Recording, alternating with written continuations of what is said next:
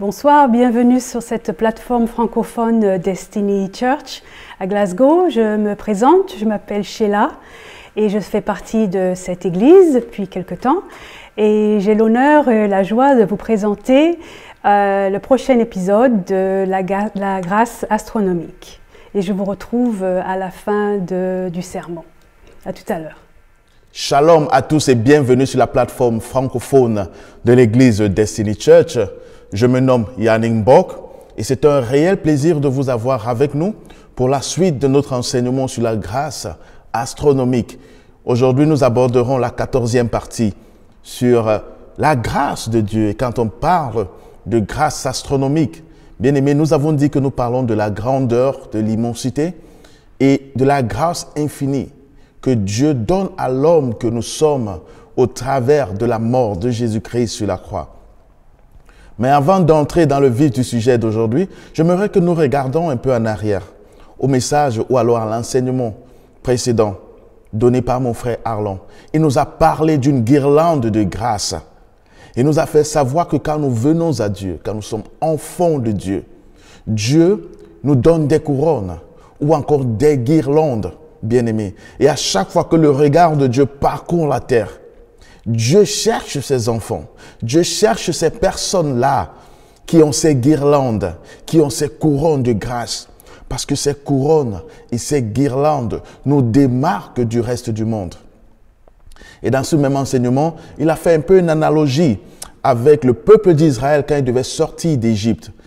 Si vous vous rappelez bien, Dieu a frappé l'Égypte avec 10 plaies. Et à la 10e plaie, les premiers fils devaient mourir. Alors ce que Dieu avait recommandé aux enfants d'Israël, c'était de tuer un animal et de répandre le sang sur le linteau des portes. Et quand l'ange de la mort devait passer, il devait épargner les maisons sur lesquelles le sang était répandu, qui était un symbole de guirlande. Et alors quand l'ange de la mort passait, il évitait ces maisons. Il nous a fait savoir qu'étant enfants de Dieu, nous sommes distingués. Et quand Dieu regarde la terre, il cherche ses enfants. Bien aimé, si vous n'avez pas écouté ce message, je vous encourage vivement à aller écouter ce message. Il sera tellement bénissant pour vous.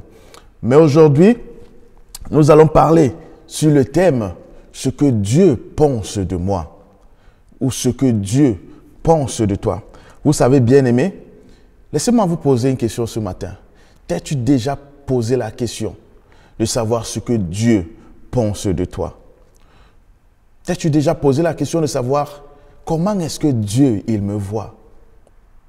Pour certains, nous sommes enfants de Dieu et c'est tout. Mais laissez-moi vous dire que certes, nous pouvons être enfants de Dieu. Certes, nous pouvons être des créatures de Dieu. Mais Dieu, il a une façon spécifique de voir tout un chacun de nous. Et nous pouvons le voir à travers la Bible. Quand nous prenons par exemple une personne comme Abraham, la Bible dit que Abraham était appelé l'ami de Dieu.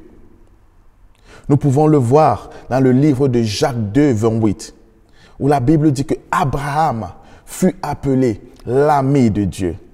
Et dans Genèse 18, verset 27, Dieu dit « Cacherai quelque chose à Abraham. » Pourquoi? Parce que Abraham est mon ami. Donc à chaque fois que Dieu regardait Abraham, il ne voyait pas juste Abraham, il voyait son ami. Il voyait quelqu'un à qui il ne pouvait rien cacher.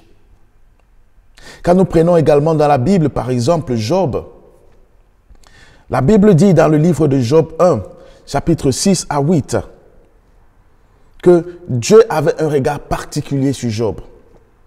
Quand nous lisons Job 6, Job 1, 6 à 8, il dit, « L'Éternel dit à Satan, « As-tu remarqué mon serviteur Job? Il n'y a personne comme lui sur la terre. C'est un homme intègre et droit, craignant Dieu et se détournant du mal. » Bien aimé, dans cette portion d'écriture, la Bible nous fait savoir que Dieu devait avoir un conseil avec des anges. Alors pendant que les anges sont venus en réunion avec Dieu, le diable également est venu dans la présence de Dieu. Alors Dieu demande au diable, « D'où viens-tu » Et il dit, « Je parcourais la terre et je me baladais. » Alors Dieu lui demande, « As-tu vu mon serviteur Job ? C'est un homme intègre et droit. Il craint Dieu et il se détourne du mal. Bien-aimé, Dieu pouvait se vanter de Job. Job était une fierté pour Dieu. Job n'était pas le seul homme sur la terre à ce moment. Mais Job avait une fierté. À chaque fois que Dieu voyait Job, Job apportait une fierté. Et Dieu voyait Job comme un homme intègre, comme un homme droit, comme un homme qui craint Dieu et un homme qui se détourne du mal. Donc Dieu ne voyait pas juste Job, il voyait ces 4 caractéristiques en Job. Cela ne s'arrête pas là. Dans Job 2, du verset 1 à 3, Dieu tient un nouveau conseil avec ses anges. Et de nouveau, le diable se présente dans la présence de Dieu. Et Dieu lui pose la même question. Diable, d'où viens-tu? Et il lui dit, je parcourais la terre. Et je me promenais. Et Dieu lui pose également la même question. As-tu vu mon serviteur Job cette fois-ci? Job est une personne intègre et droite, craignant Dieu et se détournant du mal. Bien-aimé, Dieu se vantait de Job. Nous pouvons prendre notre exemple de comment Dieu voit les hommes avec Jésus. Quand nous lisons dans Matthieu 3, 18, après le baptême de Jésus, la Bible déclare que l'Esprit de Dieu, sous la forme d'une colombe, est descendu sur Jésus. Et Dieu a dit, celui-ci est mon fils bien-aimé, en qui j'ai mis toute mon affection. Donc Dieu ne voyait pas juste un homme, il voyait son fils bien-aimé. Et mon frère Arlon a prêché sur cela dans l'une des séries. Et il nous a fait savoir que nous sommes les bien-aimés de Dieu. Oui, vous allez me dire, c'est Jésus, bien-aimé. Mais dans le Nouveau Testament, nous avons également l'exemple de Pierre. Quand nous lisons dans Matthieu 16, du verset 13 à 19. Alors Jésus demande à ses disciples, après qu'ils soient arrivés sur le territoire de Césarée en Philippe, il demande à ses disciples, que dit-on de moi? Alors ses disciples, certains disent que tu es Moïse, d'autres disent que tu es un prophète, d'autres disent que tu es Élie. Alors Pierre dit, tu es Jésus-Christ, le Fils de Dieu. Alors là, Jésus lui dit, tu es Pierre, et sur cette pierre, je bâtirai mon église. Alors à chaque fois que Dieu voyait Pierre, ou alors Simon-Pierre, son disciple, il ne voyait pas juste un disciple, il voyait le roc, le rocher sur lequel l'église devait être bâtie. Bien-aimés, de par ces 5 exemples, nous pouvons comprendre que Dieu a une façon particulière de regarder un chacun de nous. En Abraham, il voyait son ami. En Job, il voyait un homme intègre. Il voyait un homme droit. Il voyait un homme juste. Un homme qui se détourne du mal. En Jésus, il voyait son fils bien-aimé. En Pierre, il voyait le rocher sur lequel l'église devait être bâtie. Mais aujourd'hui, nous n'allons pas nous attarder sur ces caractères, sur ces personnages bibliques. Nous allons parler de David. Parce que Dieu également, il avait une façon de regarder David. Alors notre verset de base de ce jour se trouve dans le livre de Actes chapitre 13, verset 22, que nous lisons. Puis, l'ayant rejeté, il leur suscita pour roi David, auquel il a rendu ce témoignage. J'ai trouvé David, fils d'Isaïe, homme selon mon cœur, qui accomplira toutes mes volontés. Par ricochet, nous allons également lire Acte 15, 16, que nous lisons. Après cela, je reviendrai et je relèverai de sa chute la tente de David et j'en reparerai les ruines et je la redresserai. Bien-aimé, Dieu dit dans Acte 13, 22 que David était l'homme selon le cœur de Dieu. Donc à chaque fois que Dieu voyait David, ce qu'il pensait de David est que voici un homme qui est selon mon cœur. Voici un homme qui est selon mes désirs. Voici un homme qui est selon mes aspirations. Voici un homme qui est selon mes attentes. Donc Dieu ne voyait pas juste le petit berger. Dieu ne voyait pas juste le roi. Il voyait un homme qui était selon son cœur. David n'était pas le seul homme sur terre à cette période, mais il était le seul dont Dieu pouvait dire, il est l'homme selon mon cœur. Mais bien aimé, David n'était pas un homme parfait. Parce que quand nous étudions la vie de David, nous réalisons que David était un homme imparfait. David a vécu dans l'adultère avec Bathsheba, la femme d'Uri. Il a maintenu cet adultère au point d'enceinte cette dernière. Voyant que son péché devait être public, il a demandé à Uri, qui était en bataille, de revenir coucher avec sa femme pour cacher son péché. Mais les choses ne se passaient pas comme il avait planifié. Et il demandait, il commandita le meurtre d'Uri. Et en dehors de ceci, non seulement il était un homme adultérant, où il a vécu dans l'adultère, il a commandé le meurtre d'Uri. David également a commis plusieurs autres atrocités durant son règne de roi. Mais cela n'a pas empêché Dieu de dire que David est l'homme selon mon cœur. Dieu ne s'arrête pas là. Dans Actes 15, 16 que nous avons lu, Dieu dit, je vais rebâtir la tente de David. Parce qu'il est l'homme selon mon cœur, je vais rebâtir sa tente. Bien-aimés, nous comprenons que Dieu a une façon particulière de nous regarder. Dieu a un regard qui dépose sur nous. Et quand on parle de rebâtir la tente, j'aimerais dire quelque chose d'important ici. Avant la venue de Christ, Dieu avait décidé de ramener sa présence sur terre. Parce que quand nous lisons dans le livre de Genèse, la Bible dit que dans le jardin d'Éden, la présence de Dieu était avec Adam et Ève. Après avoir péché, Dieu chassa l'homme du jardin d'Éden et Dieu chassa l'homme de sa présence. Alors pour ramener sa présence sur terre, Dieu instruit l'homme de bâtir un temple. Et nous pouvons le voir dans Genèse 25, versets 1 à 9. Quand Dieu demande à Moïse de bâtir un temple, et Dieu lui dit, Moïse, je veux que tu bâtisses ce temple selon le modèle dont je vais te montrer. Je veux que tu bâtisses ce temple selon le modèle divin. Alors Moïse bâtit un temple à Dieu. Et dans ce temple, il était divisé du parvis, du lieu saint et du lieu très saint.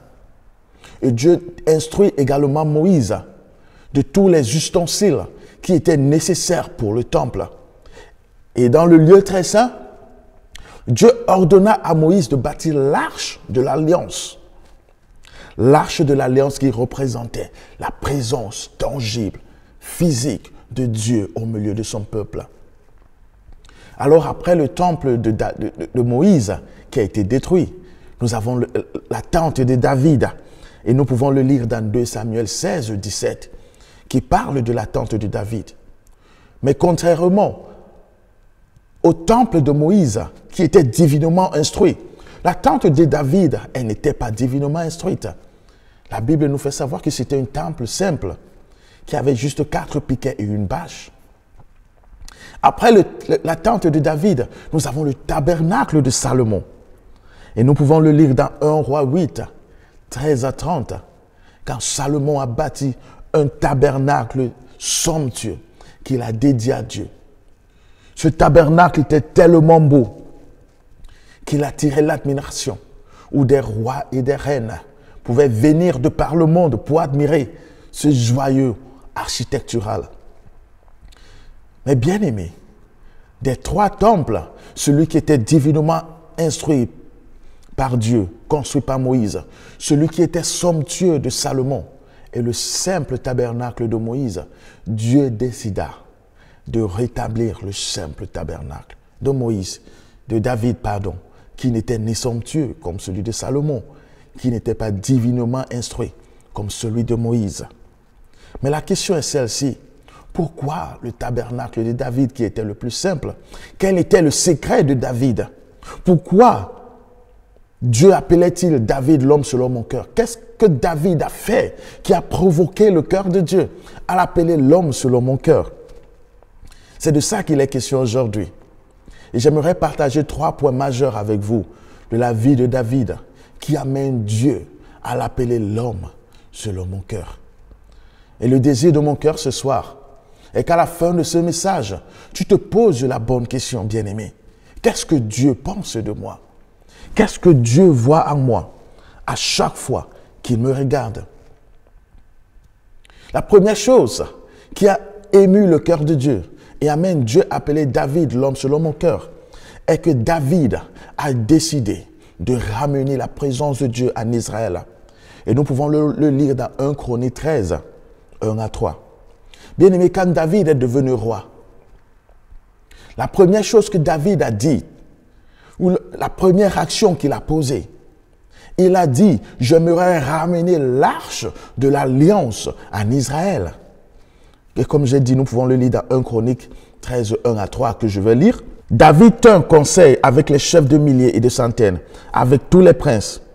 Et David dit à toute l'assemblée d'Israël, si vous le trouvez bon, et si cela vient de l'Éternel notre Dieu, envoyons de tous côtés vers nos frères qui restent dans toutes les contrées d'Israël, et aussi vers les sacrificateurs et les Lévites dans les villes où sont leurs banlieues, afin qu'ils se réunissent à nous. Et ramenons auprès de nous l'arche de notre Dieu, car nous ne nous en sommes pas occupés du temps de Saül. Bien-aimés, comme je le disais un peu plus tôt, quand Moïse bâtit le temple, il bâtit également l'arche de l'alliance. Et l'arche de l'alliance symbolisait la présence même de Dieu.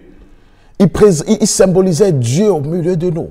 À chaque fois qu'Israël voyait l'arche de l'alliance, il savait que Dieu était présent. Alors la Bible nous fait savoir dans 1 Samuel 5 que le peuple d'Israël a perdu l'arche de l'alliance.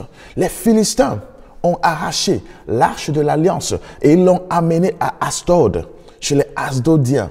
Et la Bible nous dit qu'ils ont mis l'arche de l'alliance dans le temple de Dagon. Et alors à chaque matin que les Philistins entraient pour vouer un culte d'adoration à Dagon, ils réalisaient que leur dieu Dagon était prosterné devant l'arche de l'alliance, avait les bras étendus. Alors, ils replaçaient Dagon dans sa position initiale.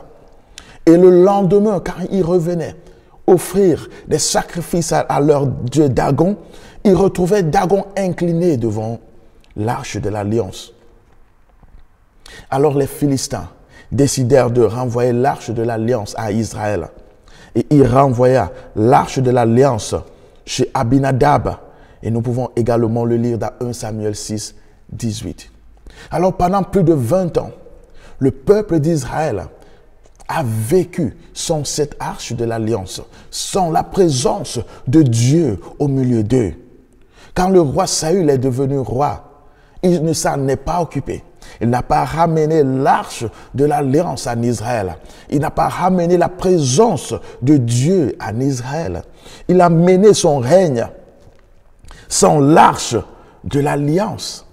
Mais quand David devient roi, il dit, je ne peux pas diriger sans la présence de Dieu.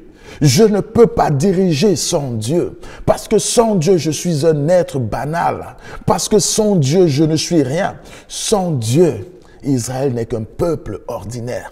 Ramenons l'arche de l'alliance, ramenons Dieu en Israël.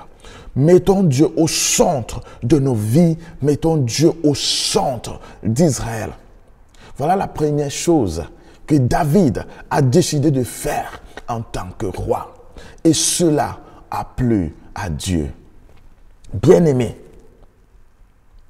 Et Dieu le manifeste également à David.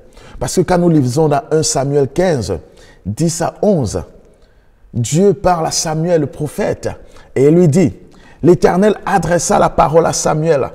Je regrette d'avoir établi Saül pour roi, car il se détourne de moi et n'accomplit pas mes paroles. Samuel fut irrité et il cria à l'Éternel toute la nuit. Bien-aimé, ne pas ramener la présence de Dieu en Israël brisa le cœur de Dieu envers Saül. Bien-aimé, Dieu voudrait être au centre de nos vies. Dieu voudrait être la pierre angulaire de nos vies. Et David l'avait compris. Voilà pourquoi il a décidé de ramener Dieu en Israël. Le roi Saül, durant son règne, la présence de Dieu n'était pas manifeste. Dieu n'était pas au centre. Et dans sa paranoïa, il tua plusieurs princes, plusieurs prêtres à Nob, au point où, dans sa frustration, il alla consulter une prêtresse qui consulte les morts. Au lieu de ramener la présence de Dieu, de consulter Dieu, il alla consulter une prêtresse qui invoque les morts. Bien-aimés, il y a un Dieu au ciel, il y a un Dieu vivant, et il voudrait que nous le consultons. Il voudrait être au centre de nos vies. Il voudrait que nous le ramenions au centre de nos vies. Il voudrait être l'épicentre même de l'existence de nos vies. Bien-aimé, David avait compris une chose, que le culte de l'homme doit être voué à l'éternel Yahweh, le Dieu Tout-Puissant. Alors il a dit, ramenons Dieu en Israël, ramenons le temple, l'arche de l'alliance en Israël. Alors il a ramené en Israël. Il a ramené la présence de Dieu. Non seulement David ramène la présence de Dieu. Bien-aimé, dans le temple de Moïse, la Bible nous fait savoir qu'il y avait le lieu très saint où l'arche était présente. Mais David ne construit pas une tente avec des divisions. Il construit une tente où la présence de Dieu était et où tous pouvaient avoir accès à la présence de Dieu. Bien-aimé, nous avons besoin de Dieu dans nos vies. Nous avons besoin de ramener Dieu dans nos vies. Et si tu n'as pas encore ramené Dieu dans ta vie, laisse-moi te dire que voici le moment opportun de ramener Dieu dans ta vie. Voici le moment opportun de mettre Dieu au centre même de ta vie. David a tellement aimé Dieu qu'il a dit dans le psaume 22, verset 1, que je suis dans la joie quand on me dit, allons dans la maison de Dieu. Je suis dans la joie quand on me dit, allons dans la présence de Dieu. Parce qu'il avait compris qu'étant roi, rien ne pouvait satisfaire son âme comme la présence de Dieu. Alors j'ai une question pour toi, bien-aimé. Qu'est-ce qui captive toute ton attention? C'est quoi ta raison de vivre? C'est quoi le centre de ta vie? Qu'as-tu placé au centre de ta vie? Parce que Dieu nous dit en ce jour, ramenez ma présence dans vos cœurs. Je veux être au centre de votre vie. Je veux être celui-là même qui est au centre de votre communauté.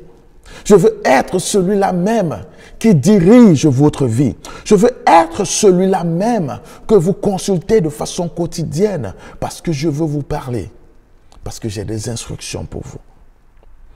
Une vie sans Dieu, bien-aimé, est une vie fade. Une vie sans Dieu est une vie sans objectif. Une vie sans Dieu est une vie sans lendemain. Parce que la Bible dit qu'après la mort vient le jugement. Après la mort vient l'éternité. Mais pour passer cette éternité avec Dieu, nous avons besoin de le ramener dans nos vies aujourd'hui et faire de lui le centre même de nos vies. La deuxième chose que David a faite est qu'il a obéi complètement et totalement à Dieu. La Bible nous fait savoir que quand David décide de ramener l'arche de l'alliance dans 1 Samuel 6, 7, alors David décide de rassembler un peuple grandiose pour ramener l'arche de l'alliance. Et nous le lisons dans 2 Samuel 6, 11, que je vais lire. L'arche de l'alliance est restée dans la maison d'Obed-Édom pendant 3 mois. Et l'Éternel l'a béni, ainsi que toute sa maison. On le dit au roi David, l'arche de l'Éternel est dans la maison d'Obed-Édom. Et David décide de ramener l'arche. Bien-aimé, quand David, le roi David, décide de ramener l'arche, il rassemble des nobles, il rassemble des prêtres pour aller ramener l'arche. Mais David fait une erreur. Il ne consulte pas Dieu. La Bible nous fait savoir que David fait transporter l'arche de l'alliance sur des vaches. Dans 1 Samuel 6. Et alors, durant le transport de l'arche, alors une vache a vacillé. L'arche était sur le point de tomber. Alors, Uza décida de protéger l'arche en le touchant. Et la Bible dit que Dieu frappa Uza de mort de façon instantanée. Et pris de panique, David décida de détourner l'arche pour la maison d'Obed au lieu de la ramener en Israël. Parce que David avait dit, je ne peux pas ramener l'arche de l'alliance en Israël. Parce que si Dieu frappe de mort, il peut frapper tout Israël de mort. Mais ce que David avait manqué de comprendre à ce moment-là, c'est qu'il n'avait pas obéi complètement. Il n'avait pas obéi totalement à Dieu. Il avait décidé d'obéir partiellement à Dieu. Il avait décidé de faire les choses de la manière qui lui plaisait, au lieu de les faire comme Dieu a décidé de le faire. Alors David décida de consulter les Écritures.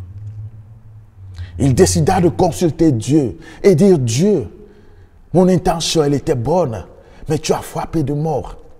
Qu'est-ce qui s'est passé?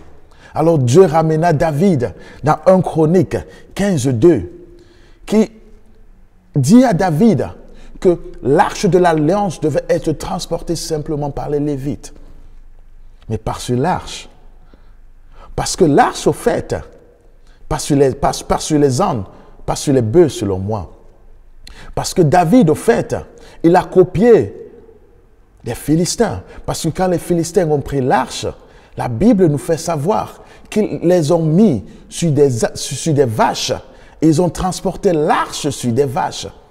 Alors David, au lieu de calquer le modèle divin, qui était de transporter l'arche par des Lévites, il a plutôt transporté l'arche sur des vaches.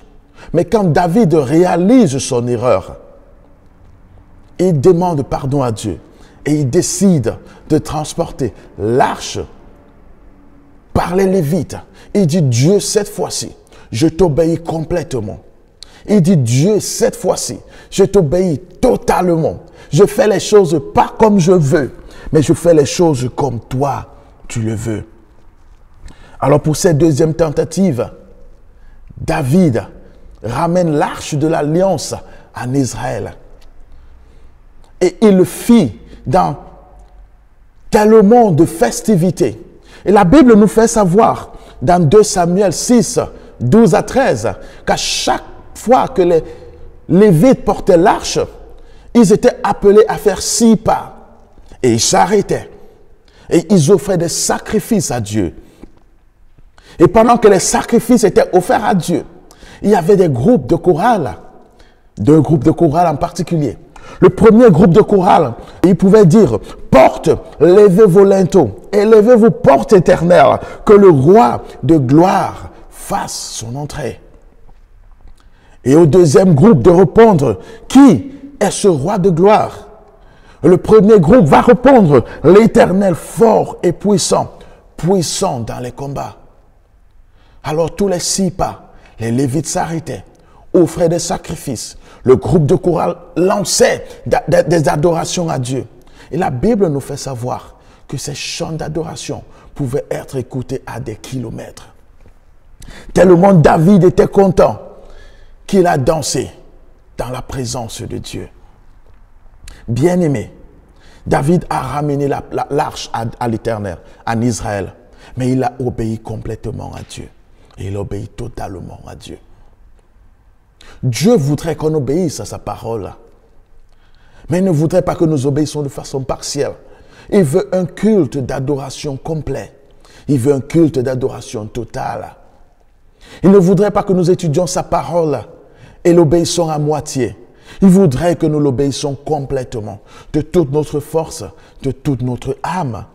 Le problème avec nous aujourd'hui, bien-aimés, c'est que nous avons décidé ce que nous obéissons et ce que nous rejetons. Mais Dieu voudrait que tu te donnes à lui pleinement. Dieu voudrait que tu te donnes à lui entièrement. Dieu voudrait être non seulement au centre de ta vie, mais voudrait également que l'obéissance que tu lui voues, l'adoration que tu lui voues, soit une adoration complète, une adoration totale. Et la troisième et dernière chose que David a faite, qui a touché le cœur de Dieu, au point de l'appeler l'homme selon mon cœur, au point de décider de restaurer sa tente. Nous le voyons dans 1 Chronique 16, versets 4 à 6. David a restauré l'adoration de Dieu en Israël. Et je vais lire 1 Chronique 16, verset 6, qui dit « Les sacrificateurs Benadja et Jassariel sonnaient continuellement les trompettes devant l'arche de l'alliance de Dieu. » Bien aimé, quand David ramène l'arche en Israël, il restaure l'adoration en Israël. Et bien aimé, pendant 37 ans, 24 heures sur 24 non-stop, une équipe d'adoration, une équipe de louange était vouée à Dieu. Bien aimé, il se changeait 24 heures sur 24 non-stop. Et cette adoration à Dieu était écoutée à des kilomètres. Le peuple d'Israël était saturé par l'adoration à Dieu. Et peu importe le lieu où se trouvaient en Israël, ils adoraient Dieu. Et Dieu prit plaisir à cela. Voilà pourquoi la Bible peut dire dans le psaume 22, verset 3, que Dieu siège au milieu de notre louange et de notre adoration. Le cri du cœur de Dieu est que nous l'adorons quotidiennement. Le cri du cœur de Dieu est que nous rentrons à l'adoration. Bien aimés, les enseignements vont passer, les messages vont passer, les évangélisations vont passer.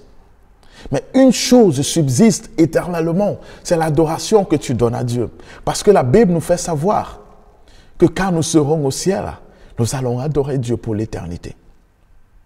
Alors David a ramené l'adoration en Israël. Et Dieu dit en ce jour, adore-moi. Alors à cause de ces trois raisons, Dieu appela David l'homme selon mon cœur. À cause de ces trois raisons, Dieu dit, David, tu es l'homme selon mon cœur et je vais restaurer ta tente. Donc David a ramené la présence de Dieu. David a obéi à Dieu et David a restauré l'adoration en Israël. Bien-aimé, je ne connais pas là où tu es aujourd'hui. Je ne connais pas la relation que tu as avec Dieu. Mais laisse-moi te dire quelque chose. Dieu a une pensée te concernant. À chaque fois que Dieu te regarde, il pense à quelque chose. À chaque fois que Dieu me regarde, il pense à quelque chose. Et le désir de mon cœur aujourd'hui, c'est que Dieu te voie comme l'homme ou la femme selon son cœur. Et pour cela, tu as besoin de Jésus-Christ dans ta vie si tu ne l'as pas encore accepté. Alors, je t'invite à faire cette prière avec moi aujourd'hui. Emprunte juste mes paroles. Seigneur Jésus, merci d'être mort sur la croix pour moi. En ce jour, je viens à toi et je te demande pardon pour tout péché que j'ai commis. Comme j'ai écouté dans l'enseignement de ce soir, de ramener ta présence dans ma vie, je t'invite dans ma vie comme Seigneur et Sauveur personnel. Viens et prends la première place. Je me détourne du mal, je me détourne de ma vie ancienne et je décide de t'obéir complètement et entièrement. Et je décide de t'adorer à partir d'aujourd'hui. Merci de m'accepter dans ta maison. Au nom de Jésus-Christ. Amen. Alors, bien-aimé, si tu as fait cette prière, laisse-moi te dire, c'est la meilleure décision que tu as faite de toute ta vie. Alors, écris-nous à l'adresse email qui s'affiche juste en bas. Nous serons ravis de te lire et de t'accompagner dans cette nouvelle marche chrétienne. Sur ce, sois béni et à nous revoir à la prochaine édition. Shalom. Si vous avez été béni par ce message, s'il vous plaît, vous pouvez nous contacter. Si vous avez des questions, des prières, vous pouvez nous contacter à l'adresse électronique affichée au-dessous et nous aurons le plaisir de vous contacter et de connecter avec vous. À bientôt, je vous retrouve à la prochaine fois pour la prochaine édition. Au revoir.